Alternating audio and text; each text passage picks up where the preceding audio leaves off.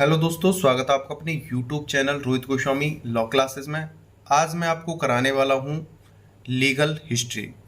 Legal history जिसे हैं हम आधुनिक इतिहास बोलते हैं, आधुनिक इतिहास, या इसे आधुनिक या वैधानिक या संवैधानिक इतिहास कहते हैं।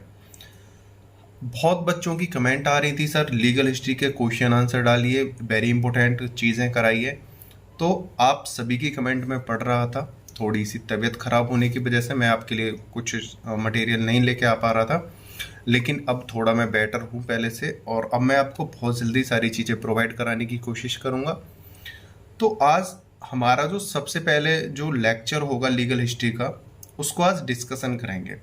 देखो, लीगल हिस्ट्री कोई टफ सब्जेक्ट नहीं है। पहले तो आप अपने माइंड से ये निकाल देना कि लीगल हिस्ट्री कोई बहुत ज़्यादा टफ चीज़ है, बहुत ज़्यादा टफ एक्ट है या सब्जेक्ट है। एक ये कहानी बेस है, इसको हमें स्टोरी बेस पे हमें याद करना है, स्टोरी बेस पे ही इसे देखना है। लीगल हिस्ट्री है क्या? देखो, इसे समझते हैं। हमारा जो देश था, हमारा देश भारत, पहले सोने की चिड़िया कहलाता था। सोने की चिड़िया यानी हमारे देश में इतना धन धान्य था, इतना सोना चांदी था, इतना पैसा था, बहुत ज़्यादा।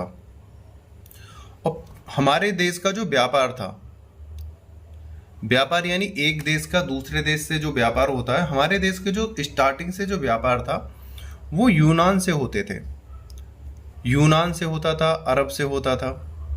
इन देशों से हमारे पहले से ही व्यापार चले आ रहे थे। इनके साथ हम व्यापार आयात निर्यात करते थे।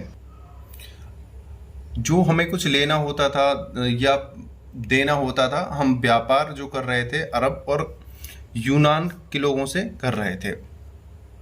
अब ये बात आती है कि लीगल हिस्ट्री हमारे लिए क्यों इम्पोर्टेंट है। इसकी सारी जो पूरी लीगल हिस्ट्री की जो सारी डाउट हैं, जो सारे क्वेश्चन हैं, वो इस वीडियो से आपके क्लियर हो जाएंगे। और उसके बाद जब आप स्टडी करने जाओगे, बहुत अच्छे तरीके से आपकी सारी चीज़ें क्लियर हो जाएंगी। जब हमारे देश के व्यापार यूनान से और अरब से हो रहे थे, और व्यापार पे सबसे बड़ा जो अधिकार था वो अरब देशवासियों का था। अरब देशवासी ही समुद्र में व्यापार करते थे, उनका ही समुद्र में व्यापार पर अधिकार था, एकाधिकार मान लो। तो इसी प्रकार हमारे देश से सबसे बड़ी मात्रा में मसालों का व्यापार होता था। हमारे देश में मसाले और सोना ये बहुत मात्रा में निकलते थे और सस्ते दामों पे मिलते थे। उसी प्रकार ये अफ्रीका में भी, अफ्रीका में सोने और हीरे की जो खदानें थी, ये बहुत ही ज़्यादा प्रचुर मात्रा में थी। वहाँ पे सोना और हीरे, और प्लस जो मनुष्य होते हैं यानी आदमी, इनको दास बनाते थे लोग। ये बहुत प्रचुर मात्रा में मिलते थे। लोगों ने क्या करा, भारत में जो मसाले मिलते थे, यहाँ से मसाले लेके जाते थे और अपने देश में जाके बेचते थे। तब उनकी जो आमदनी होती थी, सपोज करो उन्होंने एक वर्ष आने और जाने में खर्चे पानी में लगाया, 1 लाख रुपया उनका खर्च हुआ। और जब वो वापस इस खर्च के बाद जो सामान लेके अपने देश में जाते थे वापस, तो उनको इससे 65% अधिक लाभ होता था। अगर उन्हें 1 लाख रुपए का खर्च हुआ है उनके आने और जाने में एक वर्ष में, तो उनको जो अपने देश में 65 लाख का मुनाफा होता था। 1 लाख खर्च करो और 65 लाख कमाओ, यानी कि 64 यानी 64 लाख रुपए की बचत होती थी। मतलब ऐसा है, 1 रुपये खर्च कर रहे हैं तो उन्हें 64 रुपये बचते थे। इस प्रकार का वो भारत से सामान ले के जाते थे और व्यापार करते थे।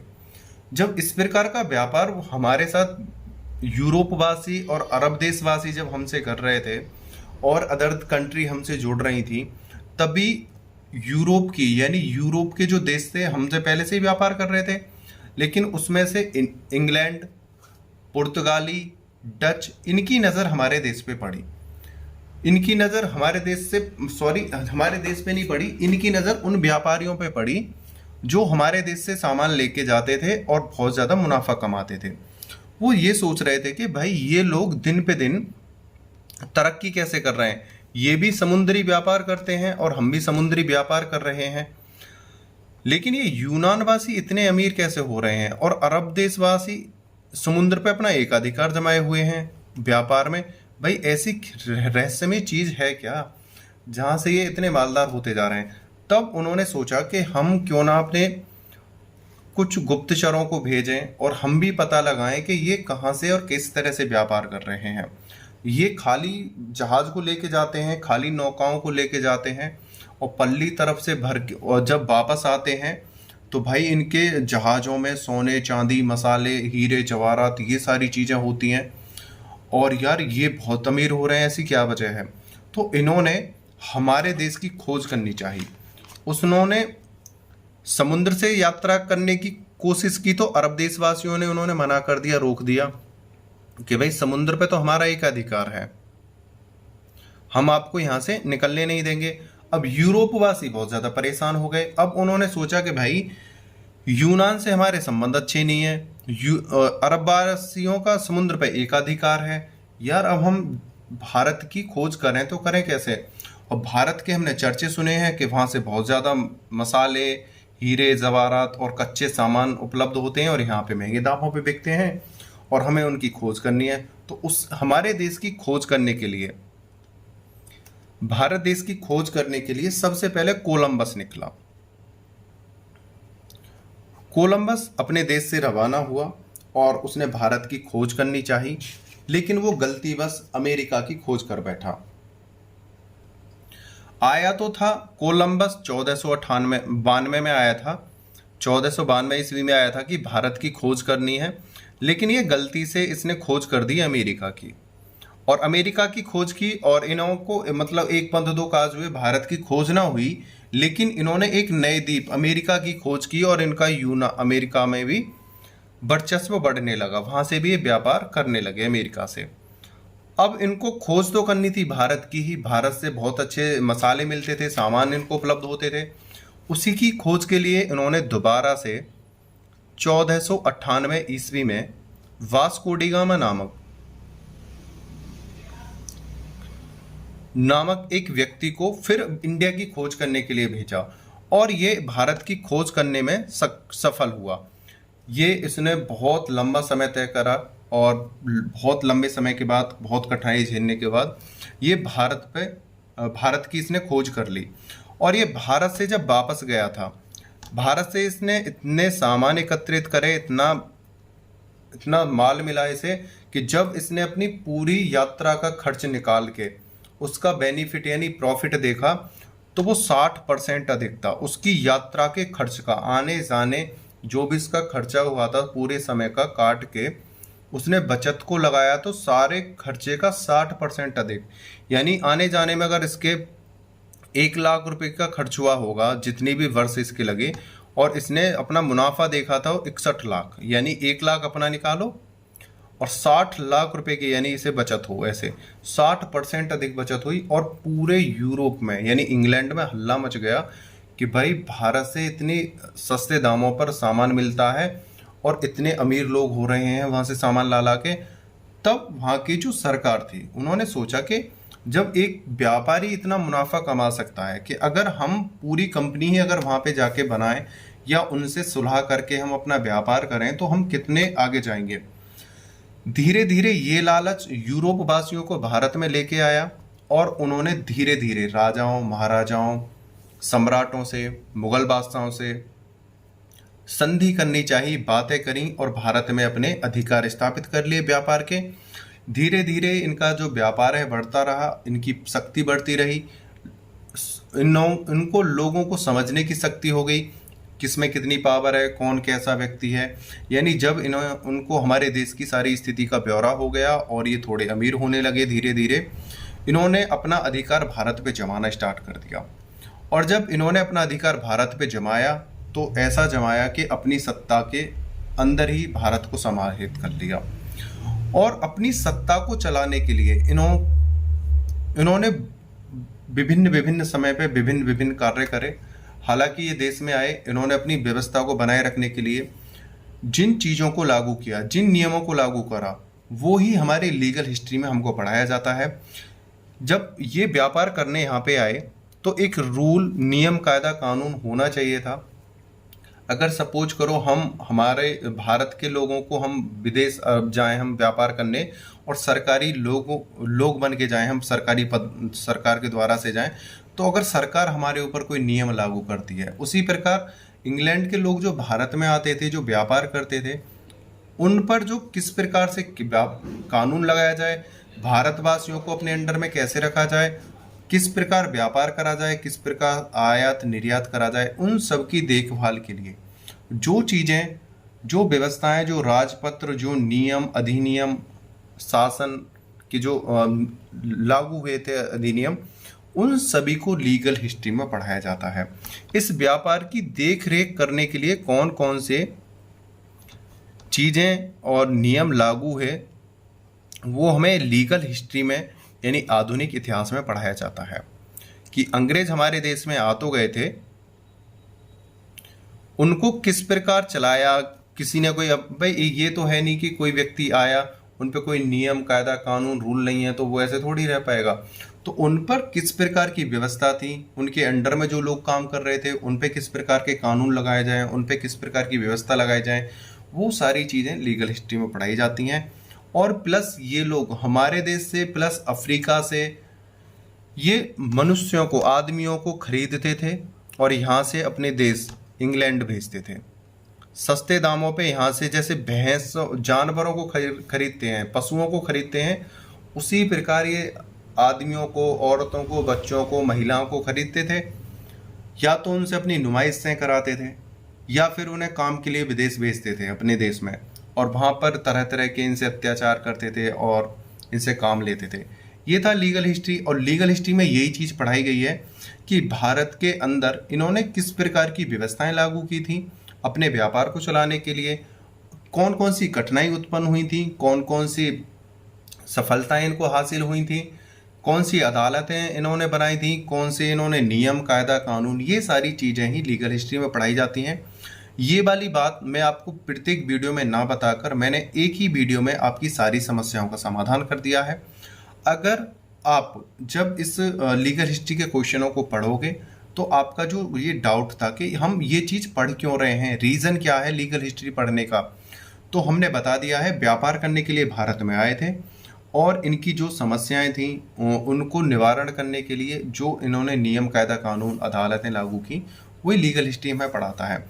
अब सबसे महत्वपूर्ण बात यह आती है कि इन्होंने जो हमारे इम्पोर्टेंट कुछ रूल्स हमारे ऊपर लगाए थे, कुछ राजपत्र आए थे, आज्ञा पत्र आए थे, यानी इंग्लैंड से जो नियम या उनके शासकों द्वारा,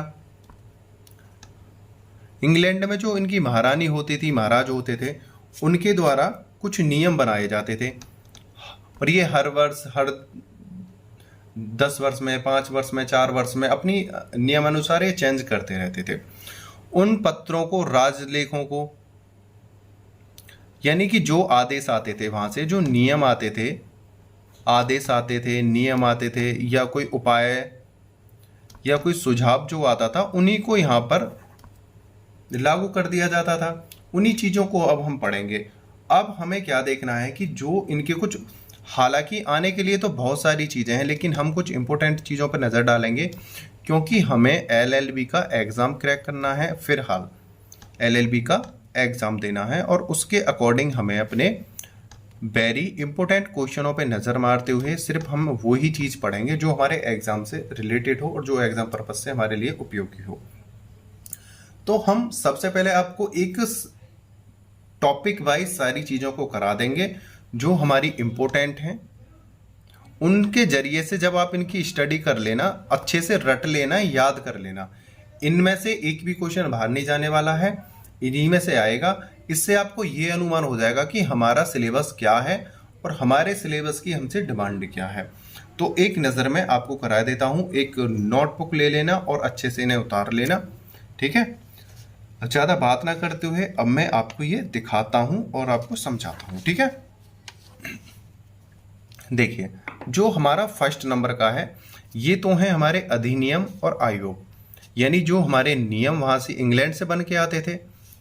ये वर्ष है, जो हमारी ईयर है, कब लागू होते थे, और ये जारी करता, वहाँ मतलब इंग्लैंड से कौन जारी करता था या इनको किसने बनाया था, ये तीनों चीजें हमें याद करनी है। अधिनियम आयोग, वर्ष और जारीकर्ता शासक। देखो मुझे पता है मेरी वॉइस थोड़ी कम आ रही होगी क्योंकि मेरे सर पे चोट लगी हुई है बहुत ज़्यादा, तो मैं तेज़ नहीं बोल पा रहा हूँ। आप अपने वॉल्यूम हाई कर लेना प्लीज़, ठीक है ना। और जब मैं वीडियो को एडिट करूँगा मैं उसमें भी हाई कर दूंगा, लेकिन आप थोड़ा सा कोऑपरेट करना, ठीक है ना, परेशान ना होना। अब सबसे पहले जो हमारा एक नियम जो आया था, सबसे पहले जो इंडिया में इंग्लैंड की जो नींव रखी गई थी, जो इन्होंने सबसे पहले पाम जो पसारे थे, जो सबसे पहले इन्होंने अपनी ताकत को आजमाया था, अपनी ताकत को साबित करा था, वो था राजलेख आज्ञापत्र 1600। राजलेख आज्ञापत्र 1600 ईस्वी में ये आया था और इसे रानी एलिजाबेथ प्रथम द्वारा जारी किया गया था। इनको याद कर लेना, ये आपके लाइफ टाइम काम आने वाले हैं। अगर आप एपीओ पीसीएस दे देना चाहते हो या अदर कोई कंपटीशन एग्जाम भी देना चाहते हो तो ये वहाँ भी आपके लिए बहुत ज़्यादा इम्पोर्टेंट है और यहाँ पर भी बहुत ज़्यादा इम्पोर्टेंट है। राजलेख आज्ञापत्र, जिसे हम आज्ञापत्र भी कहते थे, ये 1600 ईस्वी में आया था और ये रानी एलिजाबेथ प्रथम द्वारा जारी किया गया था। इसके बाद दूसरा एक राजलेख आया था, राजलेख आज्ञापत्र। इसको कहते थे 1726 का आज्ञापत्र, 1726 का आज्ञापत्र। और इसको जो जारी करा था इंग्लैंड से वो Henry Frankland east India company का शासक। ये हेनरी फ्रैंकलैंड ने इसे जारी किया था, जो ईस्ट इंडिया कंपनी का शासक था। ईस्ट इंडिया कंपनी का शासक था। ईस्ट इंडिया कंपनी के बारे में हम आपको बाद में बताएंगे। अब फिलहाल हम अपने इम्पोर्टेंट क्वेश्चन और टॉपिक्स पे बात कर रहे हैं। जो मैं आपको एक टॉपिक बता रहा हूँ, इनसे अलग आपका एक भी लॉन्ग, वेरी शॉर्ट या शॉर्ट कोई सा क्वेश्चन बाहर नहीं आने वाला है, इन्हीं में से आएंगे, ठीक है ना। तीसरा है regulating act, regulating act very very important में से एक है, ध्यान रख लेना ये बात। 1773 में वारेन हेस्टिंग्स, बंगाल के गवर्नर, वारेन हेस्टिंग्स जो थे बंगाल के गवर्नर थे। इस एक्ट के बाद बंगाल गवर्नर जनरल पद पर आयुक्त हो गए थे। मतलब पहले तो बंगाल के गवर्नर थे, लेकिन रेगुलेटिंग एक्ट जो आया वहां से इंग्लैंड से 1773 में, उसके बाद इनको बंगाल का गवर्नर जनरल बना दिया गया था। पहले क्या थे, गवर्नर थे, लेकिन ये गवर्नर जनरल बना दिए गए और इन्होंने ये जारी करा था वारेन हेस्टिंग्स ने। वारेन हेस्टिंग्स ने जारी करा था और जो बंगाल के गवर्नर थे उनको गवर्नर ऑफ जनरल बना दिया गया, ठीक है ना। वारेन हेस्टिंग्स ने जारी करा और बंगाल के गवर्नर को गवर्नर जनरल बना दिया गया था इसके द्वारा। आगे चलते हैं, हमारा जो 4th नंबर का है पिटिश इंडिया एक्ट। पिटस, बहुत से पिटस बोलते हैं, बहुत से पिटिश बोलते हैं। इंडिया एक्ट ये 1784 में लागू हुआ था और ये भी वारेन हेस्टिंग्स द्वारा ही आया था। और ये बंगाल के गवर्नर जनरल, ये बंगाल के कौन थे उस समय, देखो पहले तो ये गवर्नर थे और 1773 में ही बन गए थे गवर्नर जनरल तो, और इन्होंने दोबारा से पिटिश इंडिया एक्ट लागू किया था, तो ये गवर्नर जनरल थे उस समय, ठीक है। फिर आता है charter act 1793। Charter act 1793 Lord Cornwallis द्वारा। और भाई इस वाले क्वेश्चन को आप याद कर लेना, वेरी वेरी इंपॉर्टेंट लॉन्ग क्वेश्चनों में से एक है, ठीक है। उसके बाद एक एक्ट और आया था, वो था चार्टर एक्ट। चार्टर एक्ट 1813 का आया था और ये लॉर्ड मिंटो प्रथम द्वारा ये लागू किया गया था। इसके बाद था हमारा charter act 1833। Lord William Bentinck द्वारा यह जारी किया गया था। इस अधिनियम द्वारा भारत के गवर्नर जनरल बनाए गए। मतलब इस अधिनियम द्वारा लॉर्ड विलियम बेंटिंग जो थे भारत के गवर्नर जनरल बना दिए गए थे। आया था लॉर्ड विलियम बेंटिंग के समय में और ये गवर्नर जनरल मतलब बेंटिंग आए थे, लॉर्ड विलियम बेंटिंग ने जारी करा था, ये जारी करता थे। इस अधिनियम द्वारा जो भारत के गवर्नर थे गवर्नर जनरल बना दिए गए थे। आगे पढ़ते हैं, चार्टर एक्ट 1853। चार्टर एक्ट 1853 बहुत ही इम्पोर्टेंट है हमारे लिए। इतिहास की दृष्टि में बहुत ज़्यादा भूमिका है 1853 लॉर्ड डलहौजी की। चार्टर एक्ट 1853 लॉर्ड डलहौजी द्वारा ये जारी किया गया था। भारत शासन अधिनियम 1858 लॉर्ड कैनिंग द्वारा जारी किया गया था और बहुत ही इम्पोर्टेंट है। ये हमारी लाइफ में एक बहुत ही इम्पोर्टेंट रोल निभाते हैं। और एक बात मैं आपको बता दूं, जो मैंने आपको यहाँ पे सारणी दी है ये वेरी वेरी इम्पोर्टेंट की ही दी गई है। इसमें एक भी हेडिंग, एक भी टॉपिक ऐसा नहीं है जो आपके लिए कामयाब ना हो। आपको इन्हें अच्छे से याद कर लेना, रट लेना। पूरी लीगल हिस्ट्री इन्हीं के ऊपर डिपेंड है, ठीक है ना। आगे है भारत परिषद अधिनियम 1861। ये भी लॉर्ड कैनिंग द्वारा ही लागू किया गया था।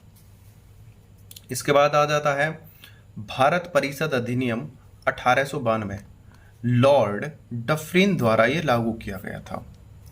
इसके बाद आ जाता है भारत परिषद अधिनियम 1909 लॉर्ड मिंटो द्वारा लागू किया गया था। जारीकर्ता लॉर्ड मिंटो थे।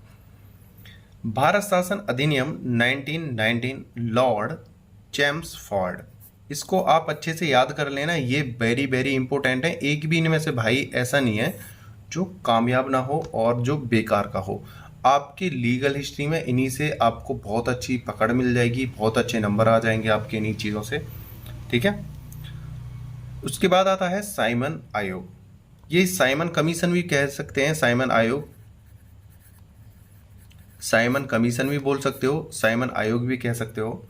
और ये 1927 में आया था और ये लॉर्ड इरविन के द्वारा आया था, ठीक है ना, लॉर्ड इरविन।